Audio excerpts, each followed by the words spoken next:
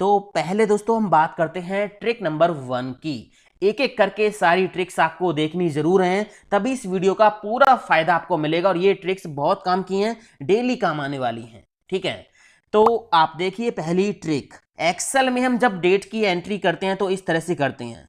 मैंने यहाँ पे एक डेट डाली 1/1/2020। ठीक है, अब यहाँ पे हमने स्लैश लगा के एंट्री की है और मैंने जैसे ही एंटर प्रेस किया तो ये एंट्री सेल के राइट साइड में आ गई।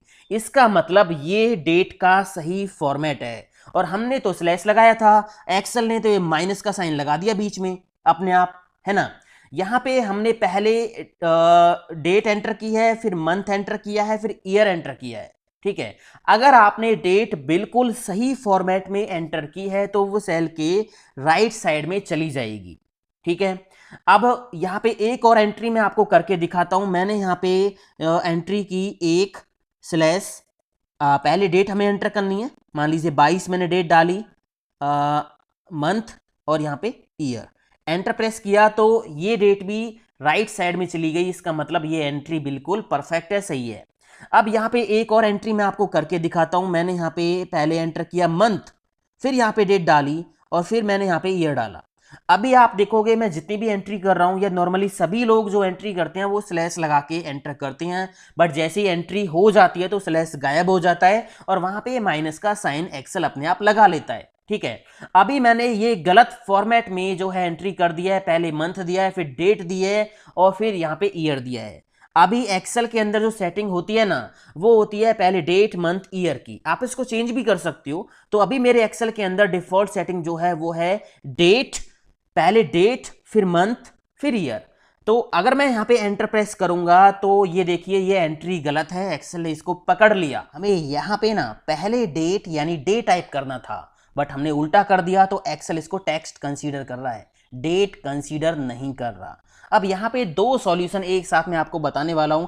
एक तो ये कि जब हम एंट्री करते हैं तो हम स्लैश लगा के एंट्री करते हैं। अगर आप ये चाहते हो कि स्लैश लगा के ही आपकी एंट्री एंटर हो, माइनस ऑटोमेटिक नहीं आए, तो ये भी हो जाएगा। दूसरी चीज ये है कि अगर आपके एक्सेल के अंदर आपको डिफॉल्ट फॉर्मेट चेंज करना है कि पहले मंथ रहे या पहले डेट रहे, तो वो भी आप चेंज कर सकते हो। अभी यहाँ पे पहले डेट है, मंथ है, ईयर है।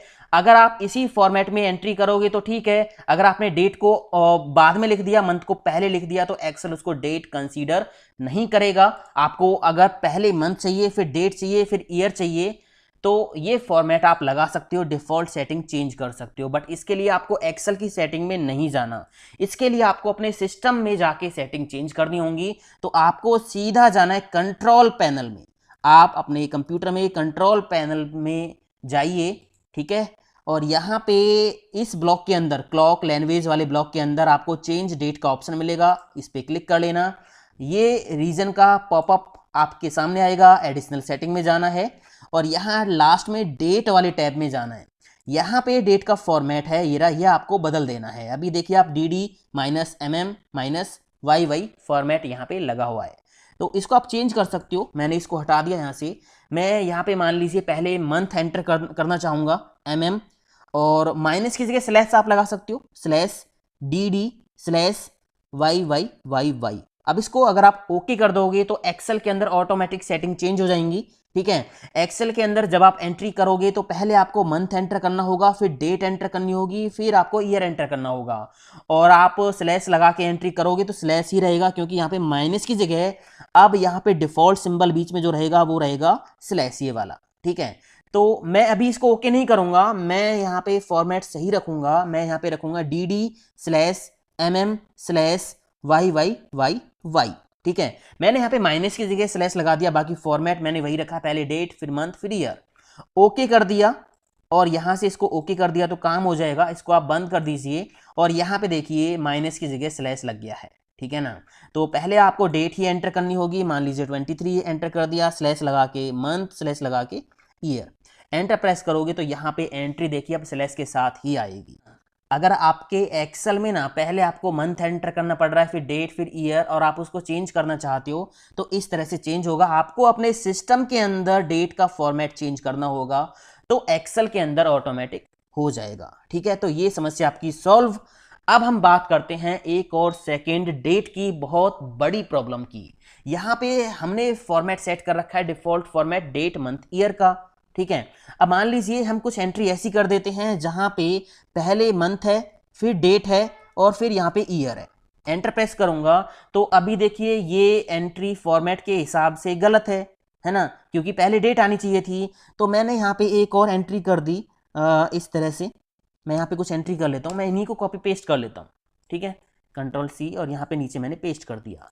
अब अगर आपके पास एक्सेल में इस तरह की डेट की एंट्रीज हैं जो कि फॉर्मेट सही फॉर्मेट में नहीं है, गलत है, आपके पास कहीं से कोई सीट आई है उसमें इस तरह से लिखी हुई है, या किसी ने डेट इस तरह से एंटर कर दी है जो कि सही फॉर्मेट में एंटर नहीं की है, यहाँ पे पहले मंथ हमने लिखा हुआ है, फिर डेट है, फिर ईयर है, तो इनको आप सही कैसे करोगे? बहुत से लोग क्या करते हैं, लेफ्ट राइट का फॉर्मूला लगा के तीनों को पहले अलग अलग करते हैं, फिर कॉन्कैटिनेट करते हैं। तो इसका एक स्मार्ट सॉल्यूशन मैं आपको दे रहा हूं। आपको ये डेट्स कर लेनी है सिलेक्ट और आपको जाना है डेटा टैब में, यहां क्लिक करना है टेक्स्ट टू कॉलम्स ऑप्शन, ठीक है। डेलिमिटेड को ही रहने देना है, नेक्स्ट पे क्लिक करना है। इसके बाद यहाँ टैब पे ही क्लिक रहने देना है, नेक्स्ट पे क्लिक करना है और यहाँ डेट पे आपको क्लिक करना है।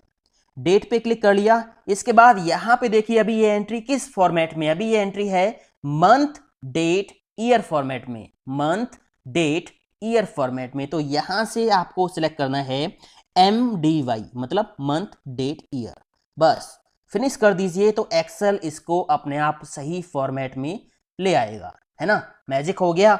अब हम बात करते हैं अगली ट्रिक की। आप सबको पता होगा दोस्तों कि सेल में बड़ी संख्या कैसे एंटर करते हैं। अगर हमें कोई आधार कार्ड नंबर या फिर कोई अकाउंट नंबर सेल में एंटर करना है, तो अगर आप इस तरह से करोगे और एंटर की प्रेस करोगे तो इस तरह से जो है नंबर आपको दिखाई देता है, पूरा नंबर आपको दिखाई नहीं दे रहा। तो इसके दो सॉल्यूशन है। पहला तो ये है कि आप रेंज सेलेक्ट कर लो या पूरा कॉलम सेलेक्ट कर लो जहां पे आपको बड़ी संख्या एंटर करानी है। जैसे मैंने कॉलम कर लिया सिलेक्ट, ठीक है। राइट क्लिक करेंगे, फॉर्मेट सेल पे जाएंगे और यहाँ पे हम क्या करेंगे, टेक्स्ट का फॉर्मेट, टेक्स्ट करेंगे सिलेक्ट और ओके कर देंगे। अब यहाँ पे इस कॉलम में हम बड़ी संख्या एंटर कर पाएंगे आसानी से, ठीक है। ये देखिए, क्योंकि अब ये नंबर फॉर्मेट में एंटर नहीं हो रही है, ये टेक्स्ट फॉर्मेट में एंटर हो रही है। बट यहाँ पे एक छोटी सी प्रॉब्लम ये है कि आपका जो सेल होगा उसके कोने पे ग्रीन कलर का आइकन आपको छोटा सा मिलेगा, ठीक है, जो कि एरर का है। एक्सेल समझ रहा है कि ये एरर है। तो पहला तरीका तो ये हो गया। दूसरा ये कि आपको कहीं कहीं पे बड़ा नंबर एंटर करना पड़ जाता है, तो आप बार बार उस सेल पे टेक्स्ट का फॉर्मेट नहीं लगाओगे, बस आप सिंगल कोट्स प्रेस कीजिए और नंबर टाइप कर दीजिए इस तरह से, एंटर की प्रेस कर दीजिए। तो यहाँ पे जो है एंट्री हो जाएगी, नंबर पूरा आ जाएगा। अब देखिए यहाँ पे ये ग्रीन कलर का आइकन जो आ रहा है ये सही नहीं लग रहा है। अगर आपकी एक प्रोफेशनल सीट होगी और वहाँ पे जगह जगह इस तरह से ग्रीन कलर के आइकन दिखेंगे तो अच्छा बिल्कुल नहीं लगेगा, ठीक है। अभी एक्सेल समझ रहा है कि ये एरर है, तो एक्सेल को समझा देते हैं हम कि ये एरर नहीं है। आपको यहाँ पे क्लिक करना है, ये ग्रीन मार्क हटाने के लिए आपको सेल पे क्लिक करना है, ये रेंज है तो सिलेक्ट कर लेना। क्लिक करने के बाद आपको जाना है फॉर्मूला टैब पे और यहाँ पे आपको जाना है एरर चेकिंग ऑप्शन पे, क्लिक कर देना है और यहाँ पे इग्नोर एरर कर देना है। तो यहाँ से देखिए वो जो ग्रीन मार्क था वो हट गया है, अगले सेल पे जो है कर्सर चला गया है। यहाँ से भी इसको आप इग्नोर कर सकते हो, दोनों जगह से हो गया है ना। तो इस तरह से ग्रीन मार्क अगर आपके सेल में ऊपर आ रहा है और उसको आप हटाना चाहते हो तो ऐसे आप उसको हटाओगे। तो बात करते हैं दोस्तों अगली ट्रिक की। अगली ट्रिक क्या है, देखिए हम कई बार एक्सेल की ऐसी सीट में काम करते हैं जहां पे बहुत सारे फॉर्मूलेज लगे होते हैं और सीट बहुत बड़ी होती है, तो वहां पे हमें पता नहीं चलता कि फॉर्मूला जो हमने लगा रखा है उसमें कौन कौन सा सेल, कहां कहां से हमने सेल सिलेक्ट कर रखे हैं। जैसे एग्जाम्पल के लिए मैं आपको बता दूं, मान लीजिए ये एक फॉर्मेट है, मार्कशीट का फॉर्मेट है, इसका वीडियो मैंने पब्लिश कर रखा है कि मार्कशीट हम कैसे बनाते हैं एक्सेल में। यहाँ इस सेल में परसेंटेज का फॉर्मूला लगा हुआ है। अब मुझे ये पता करना है कि ये कहाँ कहाँ मतलब कौन कौन सा सेल मैंने इस फॉर्मूले में यूज किया है, सेलेक्ट किया है। तो आपको क्या करना है, इस फॉर्मूला पे क्लिक करना है, इस सेल पे क्लिक करना है और आपको जाना है फॉर्मूला टैब में और यहाँ पे एक ऑप्शन होता है ट्रेस प्रेसिडेंट, ये रहा, ठीक है ना, इस पे आपको क्लिक करना है। तो ये देखिए यहाँ पे अपने आप ये एक्सेल आपको बता देगा कि इस सेल में जो फॉर्मूला आपने लगा रखा है ना उसमें आपने एक तो ये सेल यूज किया था और एक ये ऊपर वाला सेल यूज किया था। अगर आपको ये एरो हटानी है तो फिर से फॉर्मूला टैब पे जाके रिमूव एरोज का ऑप्शन आपको यहाँ पे मिल जाएगा, आप यहाँ पे क्लिक करके जो है ये एरो हटा सकते हो। ठीक है ना। इसके बाद मान लीजिए आपको यहाँ पे टोटल चेक करना है कि ये जो टोटल आ रहा है ये कहाँ से आ रहा है, ये जो टोटल आ रहा है, तो आप यहाँ सेल पे क्लिक करो और इसके बाद फॉर्मूला टैब पे जाओ और यहाँ पे ट्रेस प्रेसिडेंट पे क्लिक कर दीजिए। तो यहाँ देखिए ये जो रेंज है जो आपको दिख रही है, ये रेंज यहाँ पे जो फॉर्मूला हमने लगाया है उसके अंदर ये रेंज हमने दी हुई है। ठीक है, अब अगर आप इसका प्रिंट आउट निकालोगे ना एरो लगा के, तो बिल्कुल ये ऐसे ही आएगा। मैं कंट्रोल पी करके आपको दिखाता हूं, तो यहाँ पे देखिए प्रिंट आउट में भी ये इसी तरह से रेंज हाईलाइट होके आपको दिखाई देगी। कई बार ऐसा होता है कि हमारे पास एक ऐसी सीट है जहाँ पे फॉर्मुलेज लगे हुए हैं और हमें वो फॉर्मुलेज एक रेफरेंस दिखा के प्रिंट करने हैं, ताकि प्रिंट आउट में भी, हार्ड कॉपी में भी हम समझ पाएं कि हमने यहाँ पे फॉर्मूला लगा रखा है और ये सेल्स हमने यूज कर रखे हैं। तो इस तरह से आप जो है एरोज का यूज करके ये काम कर सकते हो। ठीक है ना। अब एक चीज और मैं आपको यहाँ पे दिखाना चाहूंगा, यहाँ पे ग्रेड का फॉर्मूला लगा है, वी लुकअप का फॉर्मूला लगा हुआ है और यहाँ पे कुछ डेटा दूसरी सीट पे से आ रहा है, मतलब सीट 1 पे से आ रहा है, यहाँ से आ रहा है।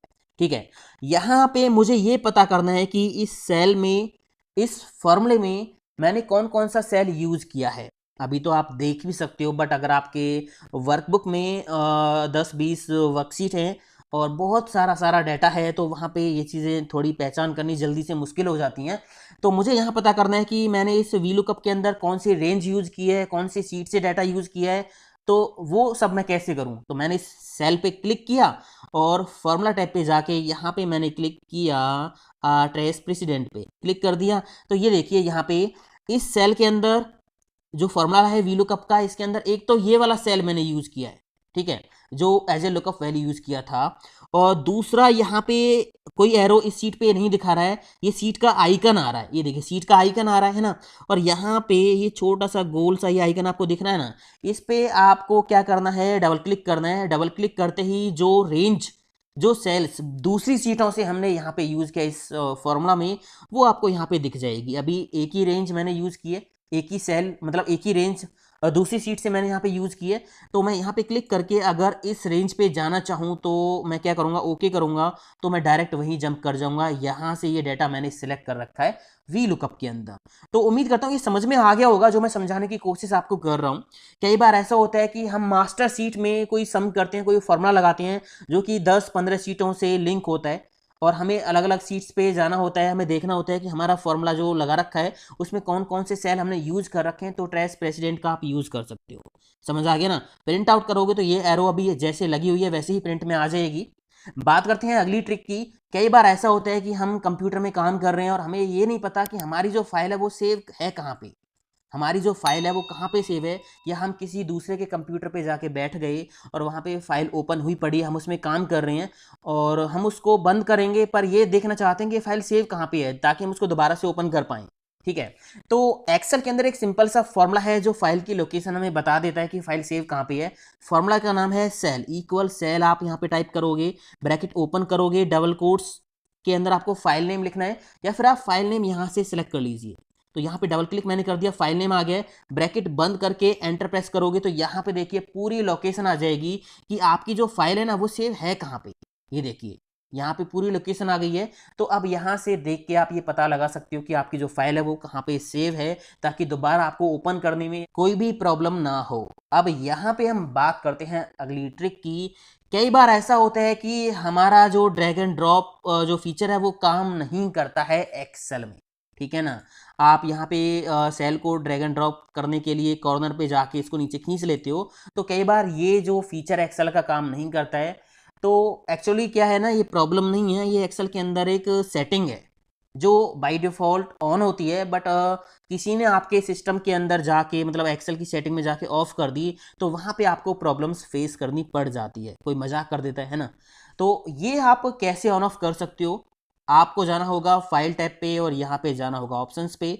ऑप्शंस पे जाने के बाद आपको जाना है एडवांस पे, और एडवांस पे जाने के बाद आपको यहाँ पे ऑप्शन मिलेगा enable fill handle and cell drag and drop, है ना। तो यहाँ पे अभी टिक लगा हुआ है, अगर मैं यहाँ से टिक हटा दूंगा ना, ओके कर दूंगा, तो अब यहाँ पे हम सेल को ड्रैग एंड ड्रॉप नहीं कर पाएंगे। ठीक है, ये देखिए यहाँ पे वो आइकन ही नहीं आ रहा है ना जो आता है, तो कोई भी सीरीज हम फिल नहीं कर पाएंगे। अब यहाँ पे अगर आपको ऐसी प्रॉब्लम आ रही है तो आपको फाइल पे जाना है, ऑप्शंस पे जाना है और एडवांस पे जाके ये ऑप्शन चेक कर लेना है। ये अनचेक होगा, इसको चेक करो, टिक लगाओ इस पे और ओके कर दीजिए, तो आपकी जो प्रॉब्लम है ना वो सॉल्व हो जाएगी। अब लास्ट की जो ट्रिक है ना वो आप देखिए। मैं क्या करता हूँ, मैंने इस सेल पे क्लिक किया और यहाँ पे कोई एंट्री कर दी, ABC स्पेस देके कोई नंबर टाइप कर दिया, ठीक है। अब मैं क्या करता हूँ, मैंने इस सेल पे क्लिक किया, अगर मुझे इसका फॉर्मेट चेंज करना है, कलर, साइज, बोल्ड, इटैलिक, तो पूरे सेल में जो वैल्यू लिखी है सारी की सारी वैल्यू का होगा, है ना। होम टैब पे हम जाएंगे और यहाँ से मान लीजिए मैंने कलर लगा दिया रेड कलर, तो लग गया सेल के अंदर जितना भी लिखा था पूरे पे जो है कलर लग गया। अब हमें कई बार ऐसी ज़रूरत होती है कि सेल के कुछ पार्ट पे ही हमें कलर लगाना होता है। जैसे मैंने यहाँ पे टाइप किया, यहाँ पे मैंने टाइप किया AP स्पेस देके 101, ये मैंने टाइप कर दिया। मान लीजिए मुझे AP पे कलर लगाना है या AP केवल बोल्ड करना है, तो सेल पे हम डबल क्लिक कर लेंगे। डबल क्लिक करने के बाद AP को कर लेंगे सिलेक्ट और यहाँ पे ये देखिए ऑप्शन आ जाते हैं। रेड कलर आपने लगा दिया और इसको बोल्ड कर दिया तो ये लग गया, ठीक है। अब आप एक सीरीज भी बना सकते हो। मैं यहाँ पे ये टाइप करता हूँ, मान लीजिए AP1 स्पेस देके 102, ठीक है, बाहर क्लिक कर दिया। अब मैं यहाँ पे दोबारा फिर से क्लिक करूंगा, AP को करूंगा सिलेक्ट, ठीक है, और यहाँ पे रेड कलर लगा दिया और बोल्ड कर दिया, एंटर प्रेस कर दिया। 2 बार आपको लगाना होगा अगर आप सीरीज बना रहे हो तो। अब इन दोनों को पकड़ के अगर आप ड्रैग एंड ड्रॉप करते हो, ठीक है, यहाँ से पकड़ के नीचे खींचोगे ना तो ये फॉर्मेट सेम लगा रहेगा। ये देखिए, है ना मैजिक। तो ये ट्रिक भी आपके बहुत काम आ सकती है। तो उम्मीद करता हूँ दोस्तों इस वीडियो में जो टिप्स एंड ट्रिक्स मैंने आपको बताई वो आपको ज़रूर पसंद आई होंगी और कुछ नया सीखने को मिला होगा। तो वीडियो को लाइक शेयर कमेंट करते ज़रूर जाना इस मेहनत के लिए। मिलता हूँ अगले वीडियो में दोस्तों। थैंक यू दोस्तों, हैव अ नाइस डे, जय हिंद, वंदे मातरम।